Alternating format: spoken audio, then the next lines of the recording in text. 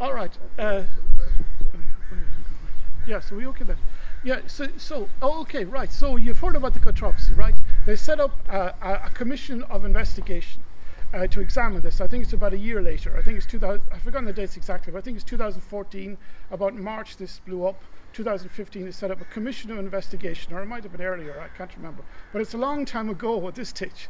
But it's important to understand what a commission of investigation is, because I think the general public have this idea in their head that they set up a public inquiry. And it's absolutely the opposite of a public inquiry. What happened was, a number of years ago, we had a huge public inquiries went on forever, and then supposedly in response to this, Michael McDowell, as Minister for Justice, introduced the Commission of Investigation System. Now the Commission of Investigation System is very similar to what you get in Communist Russia. It has no relationship to normal Irish or English law or of any type of public inquiries. I mean, you know, intelligence agencies don't have the level of secrecy that these guys have. And it's a complete sham system, in my opinion, anyway. But anyway, they set up the commission investigation. They told us virtually nothing for about 5 years. Then they issued a 5th interim report, which is the one that describes this. And then eventually, after an unbelievable length of time, January this year, they come out with this report, right? 2,500 pages or something like that. Now, the initial response to this report was, of course, that it was exactly like you were describing there a minute ago, that it was all Catholic Ireland, absolutely terrible, the past is absolutely awful, blah, blah, blah. And this went on for about a few weeks, and it was clearly a snow job of a thing. But the curious thing was, a few weeks later, you know, as people actually read the report, there was a backlash. And now an awful lot of what they describe as survivors, residents and Catholic courts, etc., are up in arms about this report. Why? Because it's not actually agreeing with their position very well. So if we were to summarize this report in broad terms, it takes a lot of the individual controversies that have been whipped up enormously over the last, whatever it is, 5 or 6 years. They've basically been kidnapped into going to these homes, and the babies are sold for adoption. So there's compulsion, all that. That was just total rubbish, and the Commission, to be fair, have said so. They've just rejected all of that. There's no such thing as sexual abuse in these homes, and they also reject the idea of any significant degree of physical abuse in homes. So if you read it, they're all gone. Then they have this idea, they're starving them to death. That was one of the great things they had relating to this word marasmus, that Eugene has articulated at great length. They rejected that in their report. They had no choice in the matter. This marasmus thing was a giant fraud. They were well fed in the homes. That much is also clear. So now you're left with the reality that an awful lot of these shibboleths have been rejected by the report. So then you have to ask yourself, is what's left? Okay, why do people go around saying that we have had concentration camps back in the 1940s, 50s, known as mother and baby homes? Why all the hype? What exactly did they do wrong in these homes? At the end of all of that, considering they've rejected virtually all of the main criticisms. So I would say you've got 3 basic areas that they would still claim from this report. Now the first is not a very, you know, you might say it's not a reason at all, but it's very much in the report. And that is that they have no evidence. They don't have sufficient evidence. Now you might say, what the heck is that as a reason? But you read the main text in this report, and very frequently they say, oh well, we don't really know what the story is about this home. They state that, and they don't state that in small print in a footnote. They state that in the main text of this report. And I think it's noticeable. I think it's shocking, actually. Because as historians, obviously, they know that you can never have perfect information. But you have the closest thing to perfect information on the Tuam Children's Home and all the other homes that you could possibly get as an historian. I would definitely say you've got Rolls-Royce sources on this home. Huge amount of oral testimony. You have all the documentation that the nuns had to prepare, that the county councils had to prepare, that the Department of Health had to prepare. A huge amount of documentation. They've only got a minuscule amount of gaps. So why do they constantly put in this report, oh, we don't know very much about it, we don't have the documentation? Obviously, they're leaving a loophole there for this kind of witch hunt to go through, to say, oh, well, yes, maybe it did happen, we don't really have sufficient evidence to say otherwise. And that's the angle they're taking. And I think it's very noticeable for them to put that in it when they know perfectly well that as an historical exercise, they've got more evidence than they could ever have of anything else. So, for example, they have nothing to justify this nonsense about the septic tank or whatever, so they tried to squeeze it in to 1937, where they claim that for just about a year, they don't have the minutes of one particular meeting. So this is the kind of way they do it. So I would say that's one of the ways they're doing it. They're saying they don't have sufficient evidence. Now the second, there's also then two big areas, right, that they're using to claim that these homes are terrible. Now the first big area is clearly statistics. Now, as we're all told in statistics, there's lies, damn lies, and then there's statistics. But the statistics are supposed to prove how horrible these homes were.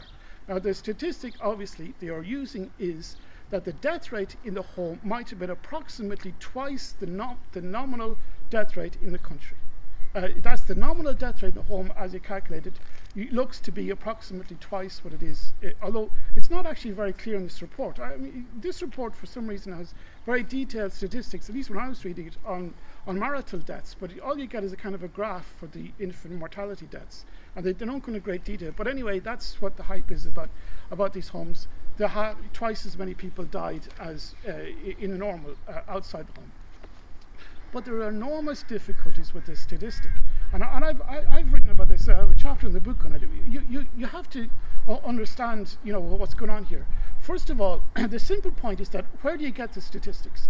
Obviously, you have the home, and they're compiling the death rate. They have a vast amount of documentation in this home that they have and we don't have. But that's where you get the statistic for the home. You say so many people died in the home because we have it there, and we also have death certificates for the home. Now, you're comparing that statistic to the national statistic. Now, where do you get the national statistic? What happens is you're compelled to register births, deaths, and marriages in, it used to be Lombard Street behind Trinity College in Dublin. And they have a local office all around Ireland. So you die, somebody has to get the certificate there.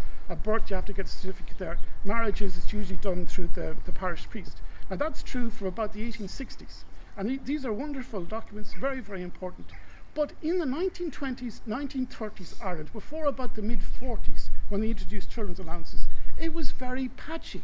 The actual national statistics on births, deaths, and marriages are not all that reliable for that period.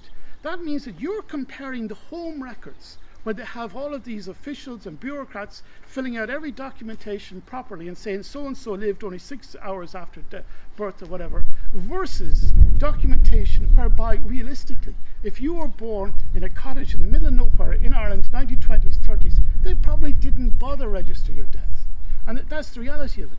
So you're not comparing the two alike. So therefore, the home rate looks higher than the national rate because the national rate is not perfect, not by any means. There's a whole load of issues with these two, but that's a big one. But probably the most important one has been articulated already by Eugene. I was just listening to him, and this is known as the hospital effect. Now, now the hospital effect is not difficult to understand, but it's very important to this. So if you think about it, right, we'll take an analogy that I think I used before somewhere, but anyway, you go to the records tomorrow and you find out what is the death rate for those people living in the Gresham Hotel in Dublin. And you compare that with another, comparatively similar sized building, also in that part of Dublin, the Mater Hospital. Now you compare, you have 1,000 people stayed in the Gresham Hotel in that year, whatever, 1,000 people stayed in the Mater Hospital in that year, you compare the death rate. I suspect you'll find that 1,000 times higher death rate in the Mater Hospital than the Gresham Hotel. And why is that? Is that some reflection of the hospital? No, obviously you get ill, you ring a taxi or get an ambulance, you go to the hospital, you don't go to the Gresham Hotel. And indeed, if you were ill in the Gresham Hotel, they'll ship you off to the Mater Hospital. So hence, it's not rocket science, more people die in the hospitals. Now this Tuam Children's Home and the other children's home, you see, had this quality to it. The home, anyway, it is in the report, which was a very important consideration. They said that for those that have been boarded out, if they got ill from the home, they were sent back to the home. They have that specifically in the Tuam reference. And then also, I was just reading in the Pelletstown, what in the report they refer to as Pelletstown, which is what we usually know as the Navan Road. They specifically state there that it was a kind of a convalescent place for very ill children. Now, and in the case also of Tuam, I think it's 1930, I have the reference in the book, there's a specific advertisement whereby the Tuam authorities were looking to set up a special unit for delicate children here at Tuam at the site. So hence, you're a delicate child, you're born with chronic illnesses or whatever, anywhere around Galway or Mayo, they sent you into the home. and obviously you're very seriously ill, the death rate in those children is much higher than it is on other children. So that's another, very serious statistical issue. Very serious statistical issue. Realistically, and I suspect, looking at that reference to Pelletstown in the report, I suspect that's the answer to the high death rate in homes all over the country, because they're actually kind of semi-hospitals for sick children, and therefore it's not surprising that you have a high death rate in the home. So that's the second major issue that comes across in this report, the statistical one, and in fact that can be looked at and can be refuted. Now the third major issue that they're going by on this report in claiming, continue to claim that the that the homes are terrible, is eyewitness accounts, oral testimony. Now, what I've been personally articulating for a while, that this commission is terrible in the way it treated the oral testimony, but now actually that's in the public domain. A lot of people are also saying the same thing. It's terrible the way they treated the people. They clearly took oral history from a large number of people and made no effort to incorporate that in the finished text. That's what Mary Daly kind of admitted in one of that famous interview in Oxford. So it is terrible anyway. We know it's been terrible on a whole lot of fronts, but to look at it further, and just to summarise where we are in the oral testimony. Okay, you get about some extreme cases are out there. You get a number of people who are saying unbelievable things about these mother and baby homes. Now, for example, when the report came out, Prime Time interviewed a lady who described how she was kidnapped in London, of all places, by I think a priest. And then and a nun, priest and a nun, in a black car, yes, black car, yeah, flown to Cork, and then she has to escape from that place in Cork, and then goes to Dublin. I think escapes from that one as well, and it's really ridiculous. Anybody who knows these homes as Eugene does would just, you kind of laugh at that. That didn't happen. I'm sorry, it didn't happen. These extreme cases are not true, in my opinion. Anyway, these extreme cases are just not true. Okay, that's one category of the oral accounts. Now, another category of person, I think, is somebody that are highlighting negative things that happened in their childhood, which are quite possibly true. So what I mean by that is, you take anybody's childhood in rural Ireland or anywhere else of the last 50 or 60 years. I mean, your father, he got angry now and again and gave you a clatter when you didn't deserve it. Teachers gave you a clatter when you didn't deserve it. And really, they have off days, whatever, you're hungry now and again, you're whatever. Anybody can take an incident like that from anybody's life. And if you highlight that and gloss over the fact that your poor old father was slaving away to try to, feed you and clothe you, as these nuns were, then you can always write that narrative if you want. It doesn't mean it's untrue. When you say that you got a clatter when you should, it might be true. But if you're going to be that biased in your account and not take into account how good the good work these people did for you, then you can write that if you like. And of course you might like to write that if you think you're going to get compensation for being in this home. And that's a big issue. I mean, these people are expecting to get thousands of pounds because they say it was terrible. I interviewed a person myself describing that kind of thing, and he told me, when are we going to get paid? He asked me. So that's a second category in these oral accounts. And the third category, which I was hoping to read out from here, is that there's a large number of extremely positive oral accounts on this home, a large number of them, and they come out only in this report. It's amazing. Absolutely, quite significant numbers of people are coming forward saying it was absolutely brilliant and much better than the homes they went to when they had to leave the home. They say the nuns were very caring, the food was fantastic, they had toys and they had whatever. Large numbers of people are coming forward to say that, but you just don't hear it in the main media. So I think when you examine the oral accounts, you can explain that as well. And I think that from that, it's not true to say these homes were as bad as that. I think they were good institutions, actually. So I think the Commission got a lot of things wrong, but they got a lot of things right as well. Yeah. So overall, it's pretty positive. They managed to get rid of that starvation myth. Yeah. And you notice how the politicians who were promoting it have suddenly stopped about starvation. Yeah.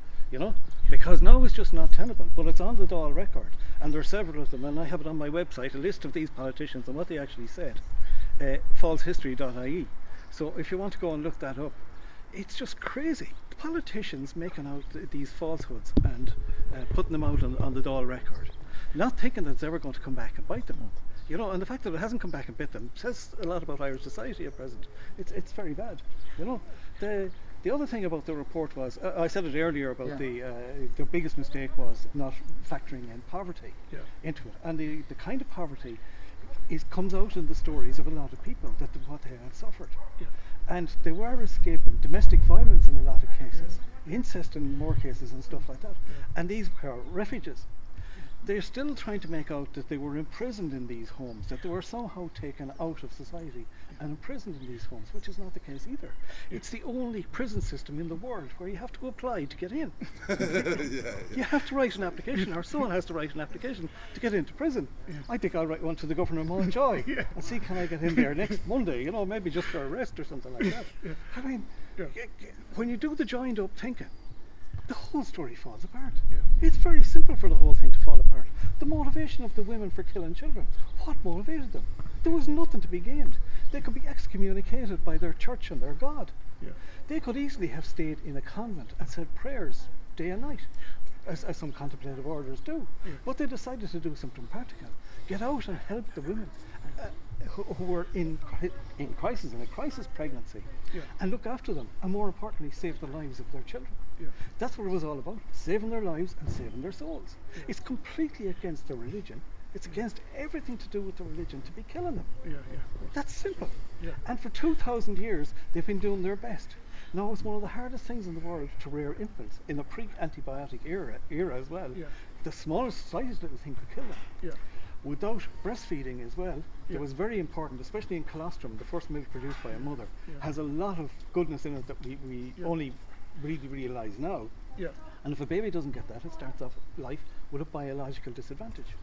And yes, you know, and are prone to the smallest little infection. Now the other thing is to say there was no isolation units and all the rest of it.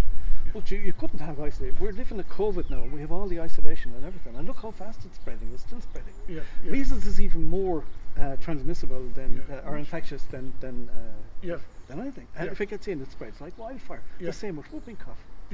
Whooping cough had a huge amount of deaths associated with it. And if you look at the figures from England, I think it was 5,000 died in some years from whooping cough.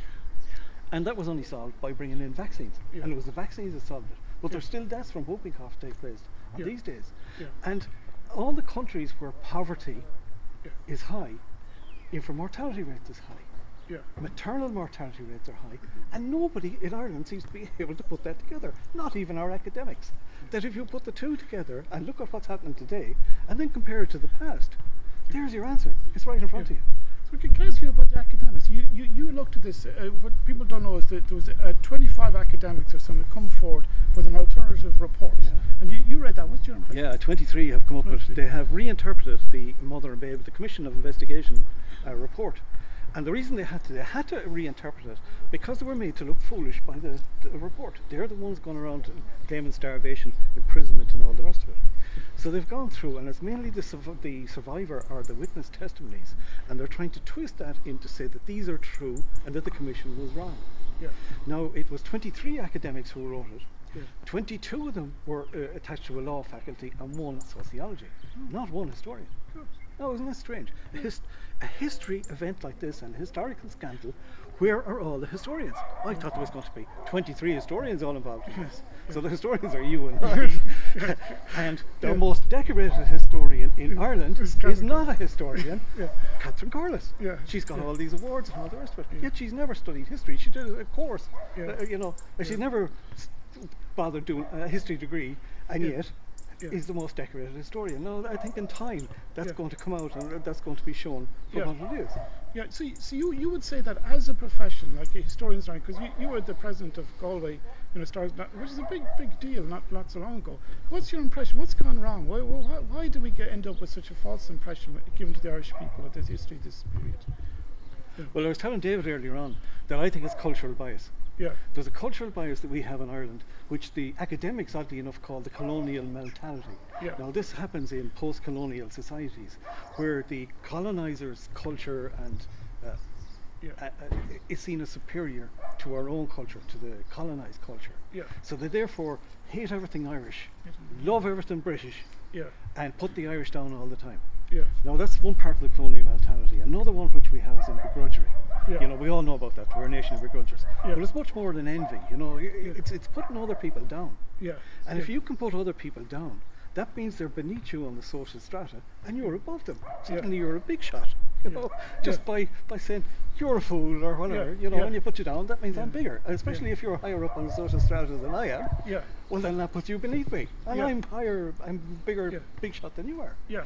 That's an element in it that's very, very powerful. Yeah. You mightn't have heard of Carl Beach over in the UK. Yeah.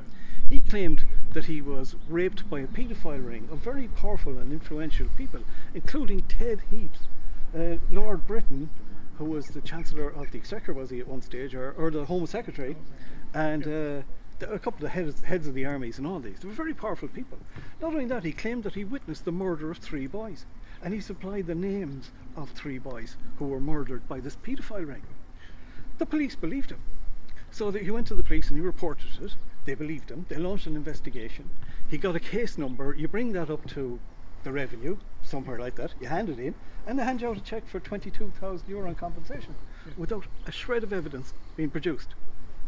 Now he was found out, and he was charged with perverting the course of justice. If I have a drink of water, I might be able to get that out. But anyway, he had loads of charges anyway, and the result was he got 18 years in jail. Nobody in Ireland who has made false claims, and they have made false claims to tribunals before, have not. I think there was one guy in the Ryan report. He got 3 months in jail or something like that for making a false report. The rest of them can get away with it. Now the symphysiotomy ex gratia payment scheme was handled by Judge Harding Clark, and she said that 1/3 of the complaints made to that scheme were false. Now she could prove that they were false because he could take an X-ray and see that no, the women didn't have a symphysiotomy. So Ireland is full of chancers, and a lot of chancers are out there, and especially if you're the chance of getting 50, 60,000, maybe 100, 200,000 in compensation.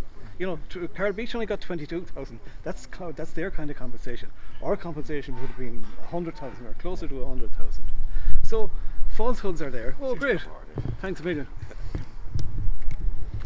So people are prone to making up fantastical stories. There was one very recently. It's only a few weeks since the floods in Germany. Do you know the big floods in Germany? The story circulating in Germany that the bodies of 600 babies were washed up. Now it's been circulating on social media, and everybody says 600 babies were washed up. It's a completely false story. And DW, the German station, went and investigated it. And they got a guy who's he's one of these Austrian websites that looks into fake news. And he said that babies, children and babies are particularly important for conspiracy theorists because it stirs the emotion, and people get more emotional about it, and they're less inclined to believe, they're less inclined to be cynical of the information that they get. So this is why these stories spread, is when you put babies and children in it, you get conspiracy theories all around the place. Well, I think the significant thing is this is a graveyard. You see, if you wanted to come up with a false narrative, working on a graveyard is a great help to you because the main witnesses are all dead. Yeah. And it's quite typical for there not to be too much documentation on graveyards. For example, church documentation tends to be very good, marriages and baptisms, whatever. It's never very good on deaths. So you know, it's very interesting. We have this now in Canada. There's a huge outcry in Canada, supposedly, you know, vast numbers of people have died. But it looks much the same thing, that they went in to recognise graveyards and then say they all died and just make assumptions about how they all died. In Ireland, they intend going from here into virtually all of the graveyards attached to mother and baby homes, dig them up and then, you know, and make a scandal out of it, when in fact it just is the graveyard. They had to die and this is where they were buried. You know, of itself, there was no scandal. You made a very important point there earlier on, and I think it's been skipped over and missed by the Commission as well, and that's the non-registration of births. Yeah. People didn't register births. They didn't register deaths either. There was no incentive for them. In order to register a birth or a death, you had to come into town, all the way into the nearest administrative town, which gives us be Tuam for here. It's only down the road. Yeah. But for a lot of people out the country, that was a huge journey, and there was no cars or that at the time. Yeah. And he had to sit in the registrar's office, wait, then present the documentation while he or she wrote it into the books. Yeah. Now, they buried their children in killings. You know, the cemeteries all over the place. Another falsehood is that it's only unbaptized children that are buried in killings. That's not the case. That was the local cemetery. And there's a great account in Dr. James Deeney's book, who gets mentioned by the Commission on several occasions, because he was the chief medical officer, the chief medical advisor to the government, the equivalent of Tony Houlihan now. And he has an account where his deputy, Dr. Sterling Berry, Winslow Sterling Berry, went around the country closing down all the unofficial burial sites.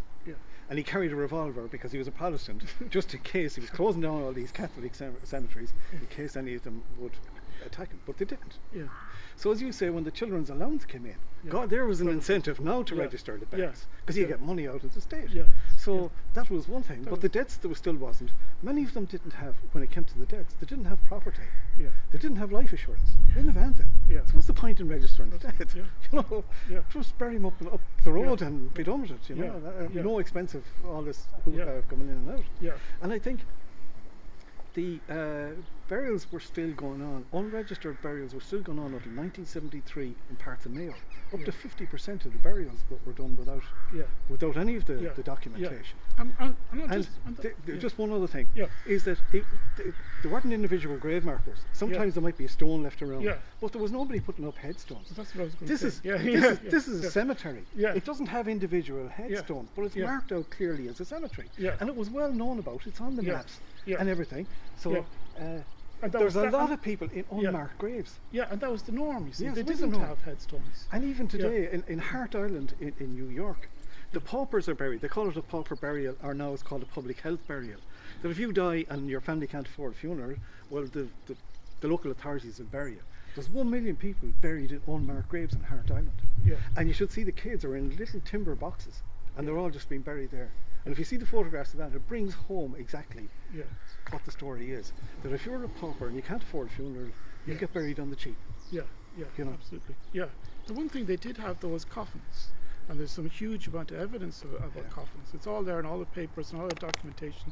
And people even know local carpenters around here who made coffins for the children's home, and references to the size of the coffins, and countless references to it. So they're all buried with coffins. I mean, you know, and how you're going to put a coffin through the small little slit that is in these, you know, that structure is beyond anybody. You know, so to clarify, when they dug up, as I say, that's the long structure parallel to that wall. When you look at that, it's all bones. There's no wood. There's no coffins. So you have the documented evidence that they were buried with coffins, and yet so that means, because they're all individual scattered bones, that means that had to be a reburial.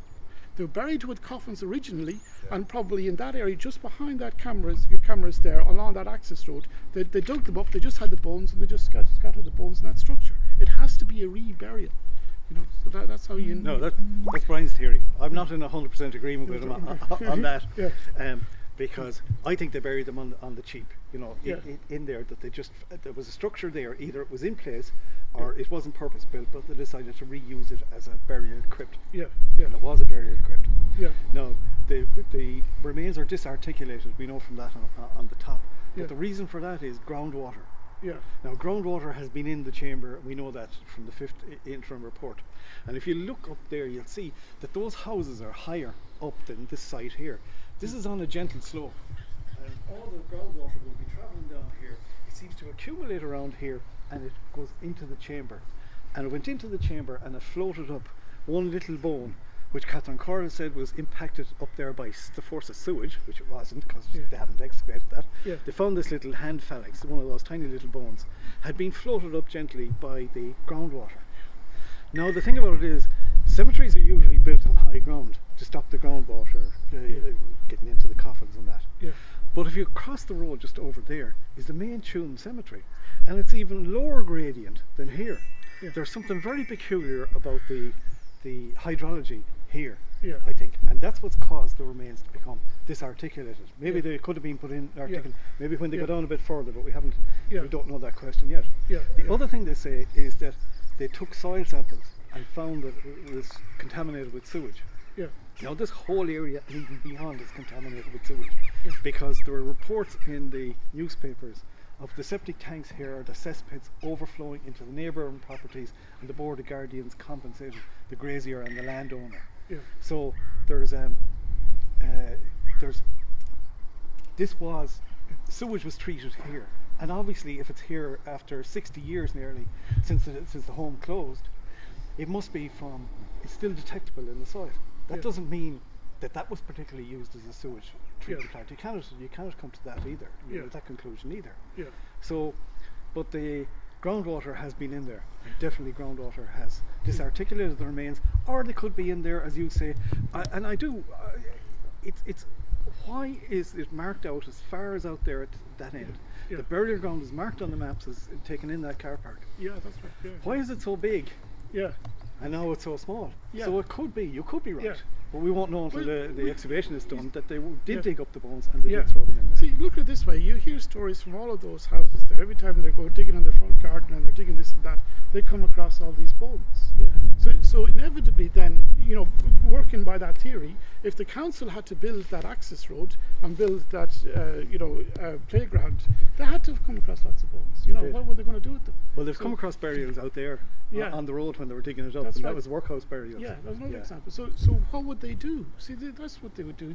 They knew this area was to be the remaining burial ground, so they'd move whatever they found there and just put it here. And probably that structure on there is not the only one, because you probably heard, maybe the general public watching this might have heard about a story of people falling into a kind of a box of bones in the 1970s. But curiously, that's not that structure.